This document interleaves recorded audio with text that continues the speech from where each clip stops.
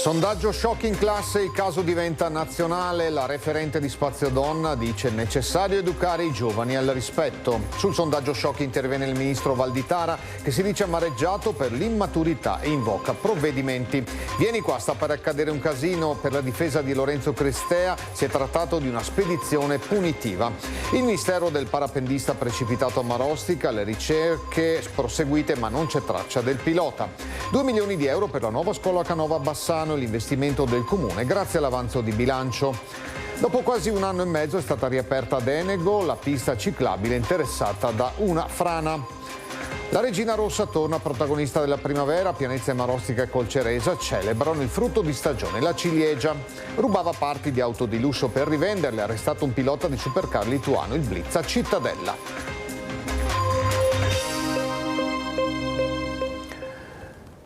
Buonasera, ben trovati a questa nuova edizione di Bassano TG che apriamo ancora con la notizia data proprio dalla nostra redazione nei giorni scorsi, il sondaggio shock all'interno di una chat di una classe di un istituto superiore del Bassanese. Il caso ormai è diventato nazionale, il caso continua a fare discutere. Oggi abbiamo incontrato per un ulteriore approfondimento la referente di Spazio Donna, Maria Pia Mainardi Agostinelli.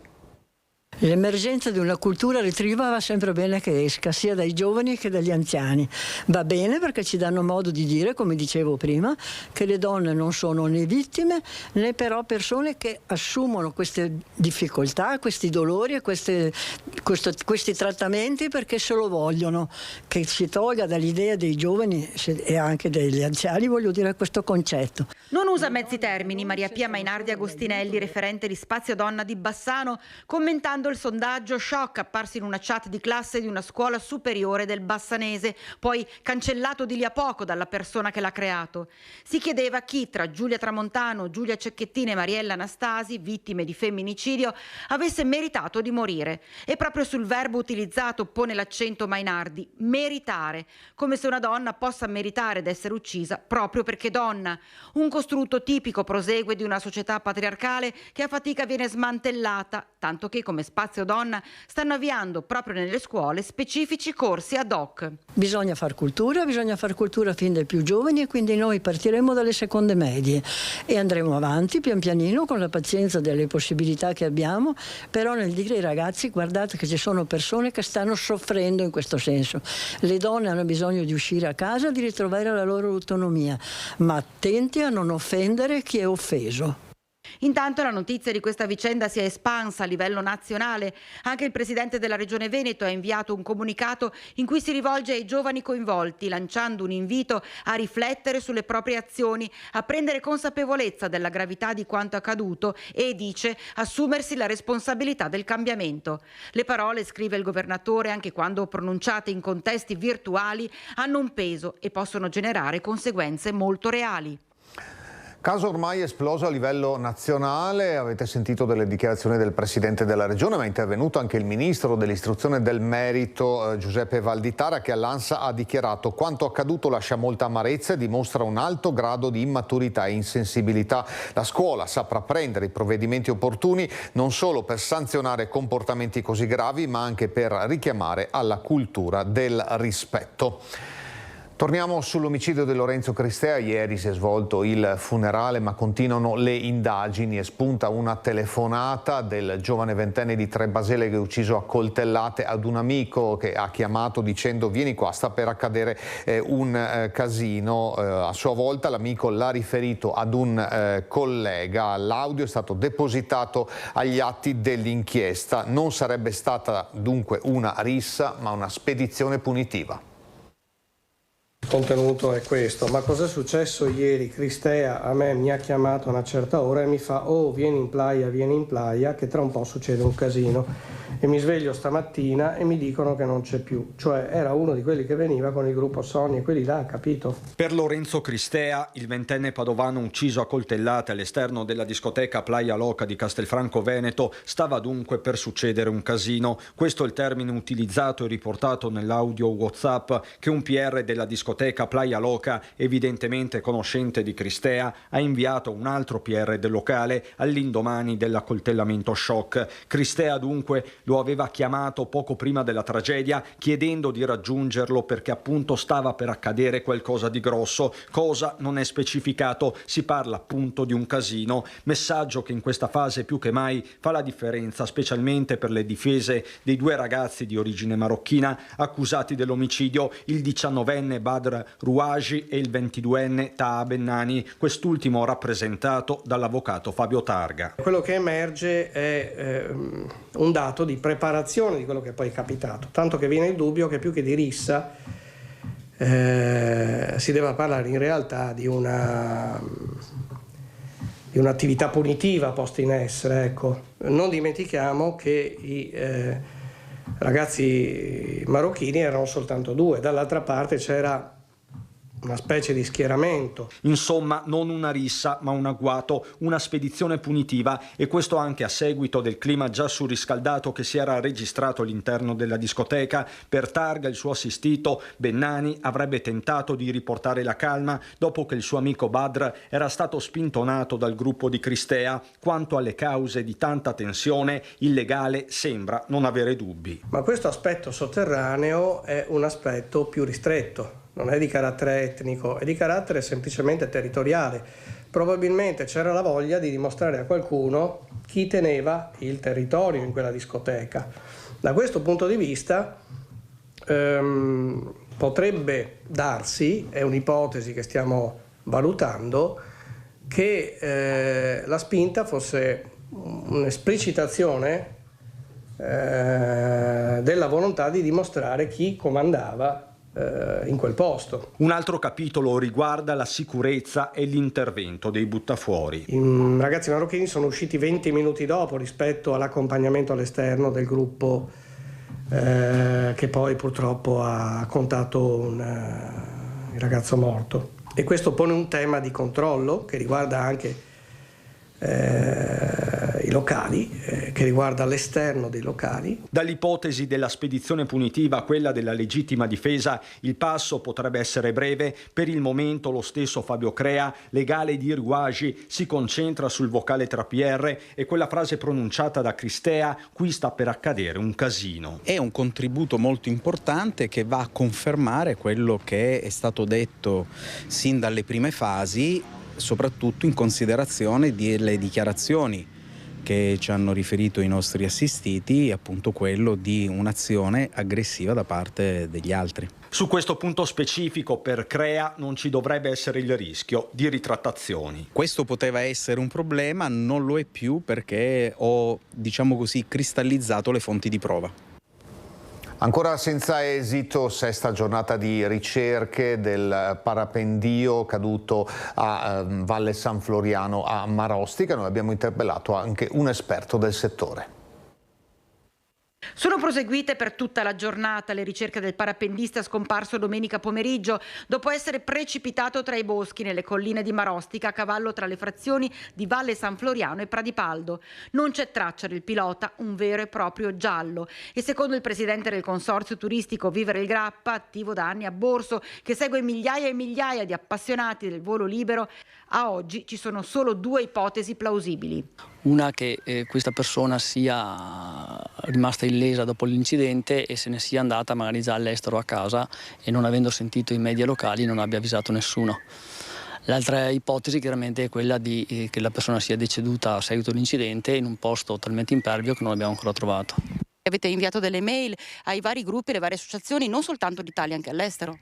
Sì, esattamente. A seguito della segnalazione noi ci siamo attivati nel verificare in tutte le strutture ricettive della zona e anche avvisando le federazioni internazionali di volo libero all'estero di sapere se sapevano qualcosa di questo fatto o la mancanza di qualche persona nelle strutture ricettive, però purtroppo senza esito. E coglie l'occasione per spiegare che i piloti devono sottostare a precise indicazioni normative, nulla è lasciato al caso. Le ricerche intanto a Marostica continueranno anche nelle prossime ore. Si chiama volo libero semplicemente perché si fa in assenza di motore, Però da un punto di vista invece legislativo è un'attività molto regolamentata. Per poterlo fare serve un corso che si consegue un brevetto una patente per poterlo fare.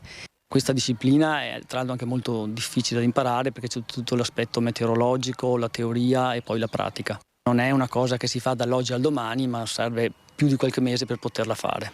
Noi verifichiamo di tutte le persone che abbiano i requisiti, cioè patente e assicurazione. Diamo a tutti un regolamento su cui comportarsi in caso di incidente. Siamo operativi 24 ore su 24. Premetto che viene anche attivata la zona di volo libero avvisando la torre di controllo di Padova, per cui l'attività è più che normata, direi. Ci sono stati forti disagi al traffico oggi pomeriggio lungo la statale 47 Valsugana all'altezza dell'abitato di San Nazario, esattamente presso le scuole elementari il passaggio a livello. Per causa in corso di accertamento si sono scontrate frontalmente un'auto della polizia locale di Unione Montana del Bassanese e un'altra vettura. Nessuno fortunatamente è ferito. Sul posto per i rilievi sono arrivati i carabinieri. 2 milioni di euro per la nuova scuola a Canova è l'investimento che il comune di Bassano farà grazie all'avanzo di bilancio. Il Consiglio Comunale di Bassano ha approvato il rendiconto dell'esercizio finanziario 2024, chiudendo anche formalmente la gestione dell'anno scorso, diviso a metà tra la precedente e l'attuale amministrazione. Il risultato supera i 19,3 milioni di euro, l'avanzo ammonta a 4,3 milioni. Più di metà di questa cifra, 2 milioni e 4, sono stati accantonati per la costruzione di una nuova scuola. Si tratta della sede della Canova, destinata ad essere, nelle intenzioni del sindaco Nicola Finco e della sua giunta, un edificio moderno e accogliente. La situazione del patrimonio edilizio scolastico, dichiara il primo cittadino, richiede interventi di manutenzione continua e la realizzazione di una nuova scuola. Questa, aggiunge Finco, è una precisa scelta politica condivisa con la maggioranza che ritengo strategica per il presente e il futuro delle giovani generazioni. Un'altra cifra consistente, oltre 1,8 milioni, sarà destinata a investimenti per progettazioni, viabilità, verde pubblico, mitigazione idraulica e prevenzione del rischio idrogeologico. Tra gli aspetti evidenziati dall'assessore al bilancio Mariano Scotton c'è la crescente tempestività dei pagamenti verso i fornitori, scesi da 21 giorni del 2023 a 18. Da imposte e tasse il comune di Bassano ha incassato 23 milioni e mezzo, quasi 12 sono arrivati da sanzioni amministrative, canone pubblico di pubblicità, occupazione solo pubblico, plate attici, parcheggi. Oltre 10 milioni sono stati invece incassati con trasferimenti da amministrazioni centrali, regione, enti locali, imprese e istituzioni. Alla voce uscite 51 milioni di euro totali, la spesa principale 35 milioni sono stati necessari per il funzionamento della macchina amministrativa, tra cui quasi 10 milioni per gli stipendi del personale, quasi 17 per acquisti di beni e servizi e circa 7 di trasferimenti correnti. Restano in ballo 9 milioni di euro di crediti di dubbia esigibilità, tra cui le multe e le tasse non pagate. Il Comune ha pubblicato una procedura per affidare la riscossione coattiva delle entrate non ancora incassate. Restiamo alla politica cittadina con alcune novità nel gruppo Bassano Passione Comune che sembra già quasi in campagna elettorale. Bassano Passione Comune si rifà il look, nuovo logo e nuovo direttivo, seguendo le linee tracciate dai fondatori della lista civica. È stato posto in primo piano il cuore e il ponte. Il cuore per la passione che noi impieghiamo nel fare politica e nell'interessarci del nostro territorio. E poi il ponte simbolo prevalente della nostra città, ma anche ponte come approccio della nostra lista alla politica, un approccio volto a costruire ponti e mai a erigere dei muri nei confronti delle altre persone e delle altre realtà. Cosa cambierà nel direttivo? Nel direttivo ci sono dei nuovi componenti e dei componenti anche già presenti nel precedente direttivo, questo proprio per dare un nuovo impulso, delle nuove visioni per la nostra impronta politica. I punti che verranno principalmente seguiti? Ecco, per noi è importante la presenza e l'apertura nei confronti dell'ascolto delle cittadine e dei cittadini. Inutile negare che pare d'essere in piena campagna elettorale, nonostante la portavoce Taras smentisca in assoluto. No, non è una campagna elettorale, è proprio per dare il segno che noi siamo presenti. Noi siamo una componente politica che si pone all'ascolto fondamentale, che per noi è fondamentale del territorio. Buone notizie per gli appassionati di cicloturismo, riaperto dopo quasi un anno e mezzo il tratto di ciclabile fra Enego e Primolano.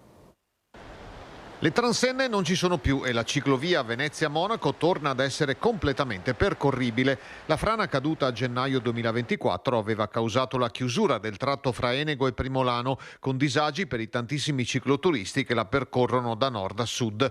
Ora, giusto in tempo per la stagione estiva e l'imminente passaggio del Giro d'Italia, il passaggio è stato riaperto grazie a un importante intervento. È stata posizionata una rete di 30 metri alta 7. Stiamo lavorando nelle prossime settimane per la ripulizia, per mettere a posto le staccionate, tagliare l'erba e sistemare gli arbusti in lato ciclabile per un'estate che sicuramente vedrà una partecipazione densa dei ciclisti in questo tratto, quindi riqualificato. Le staccionate sono da ripristinare, la vegetazione va ripulita, dopo oltre un anno di crescita incontrollata, la carreggiata deve tornare percorribile in piena sicurezza. Anche per tutto il comparto della ricettività la soddisfazione è grande. È proprio una bella notizia che aspettavamo da tanto tempo, visto che la stagione è già cominciata, quella del cicloturismo, che ricordo è una delle attività più importanti per l'economia turistica bassanese. Stanno transitando anche alle sue spalle un bel gruppo. Il Comune aveva annunciato, appunto si è impegnato ad aprire prima del passaggio del Giro d'Italia, che sarà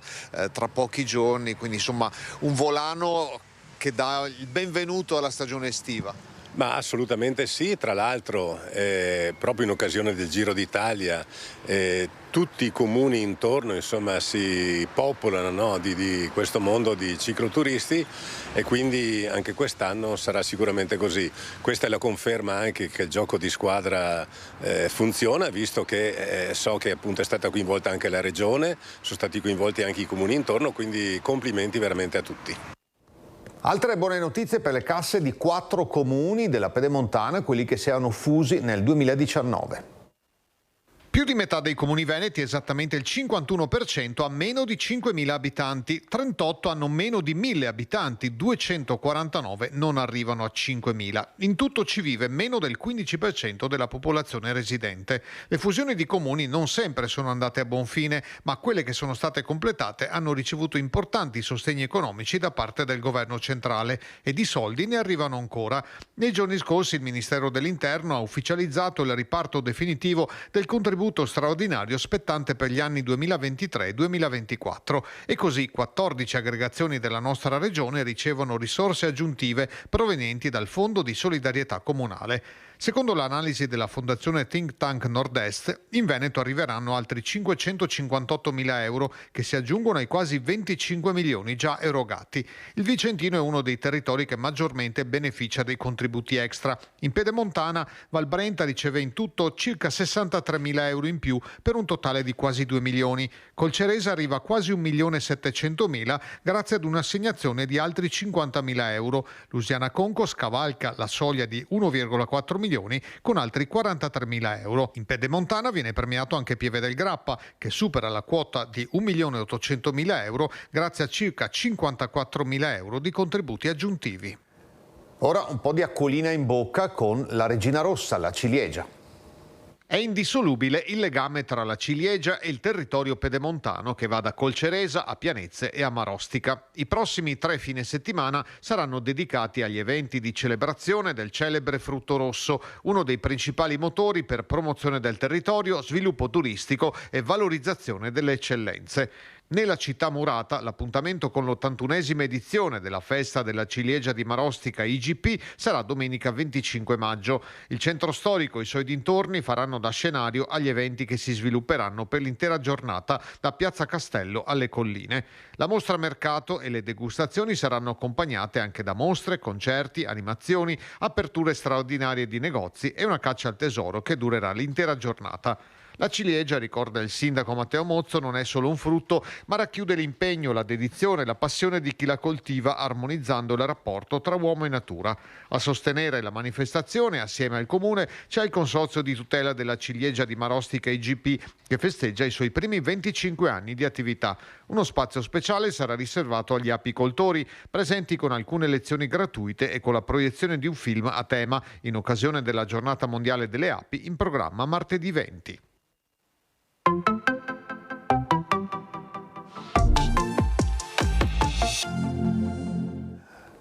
Rubava parti di automobili di lusso per poi rivenderle. Un pilota di supercar lituano è stato così arrestato con un blitz della polizia di Padova in una villa di Cittadella usata come base logistica. La madre dell'uomo è stata denunciata. Le auto potenti e di lusso le conosceva bene, per mestiere era abituato a guidarle, ma si era specializzato anche in furti di pezzi di vetture pregiate per poi rivenderle. Un 39enne lituano, pilota di supercar, è stato arrestato dalla squadra mobile di Padova. L'uomo era giunto da pochi giorni in Italia, lo scorso 6 maggio, con la madre, 64enne, che aveva un precedente per furto commesso 10 anni fa. I due avevano affittato una villetta a Cittadella, si dovevano fermare fino al 16 maggio, il tempo di compiere le razzie. In pochi giorni però nella zona tra Padova e Venezia erano aumentate le denunce di furti di pezzi di auto di lusso, Audi, Mercedes, BMW, depredate di notte di paraurti, volanti e componenti elettronici. Sono scattate subito le indagini e grazie alle telecamere di videosorveglianza la polizia ha individuato un'auto con targhe clonate e contraffatte che girava per la provincia in corrispondenza dei furti. Da qui sono risaliti al 39enne e alla villetta di Cittadella dove è avvenuto il blitz. Il 39enne, cannibalizzatore di auto, aveva nascosto nel cortile dell'abitazione tutta l'area furtiva,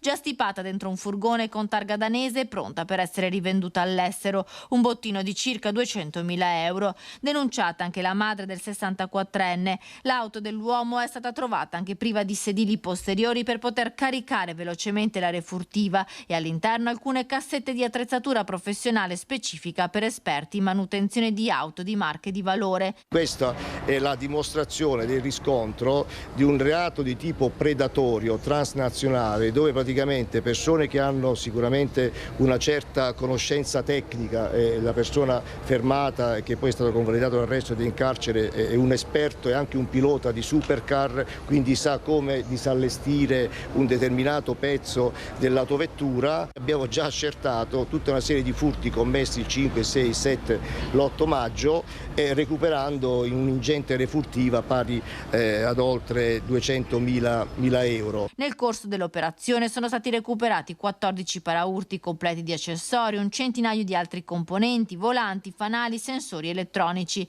I pezzi sono stati rubati da auto in sosta in una via di Mestrino, in una via di Selvazzano, in un parcheggio pubblico di Oriago e in via Vigonovese a Padova. Gli investigatori hanno anche trovato il sito internet dove il 39enne vendeva i pezzi delle auto. Villa Contarini di Piazzola sul Brenta si prepara ad essere cornice di grandi eventi nazionali e internazionali. Primo appuntamento in calendario 27 maggio, la tappa del Giro d'Italia, poco dopo il Bike Adventure Meeting dal 6 all'8 giugno e poi più avanti ad ottobre Caseus Veneti. Grande soddisfazione è stata espressa dal consigliere regionale della Lega Liga Veneta Luciano Sandonà. La programmazione di Rete Veneta alle 21:15 come di consueto con Focus, col nostro direttore Luigi Baccialli che avrà come ospiti di questa puntata Gian Antonio Darè, Stefano Dall'Agata, Luca Lapo, Stefano Marcon, Morena Martini, Alberto Ruggin, Francesco Vianello. Alle 23:15 Ida De Poli vi aspetta con il suo Angolo di Ida che ospiterà Arnaldo Stefano Pitton, sindaco di Meluna di Livenza e Leonardo Griguol.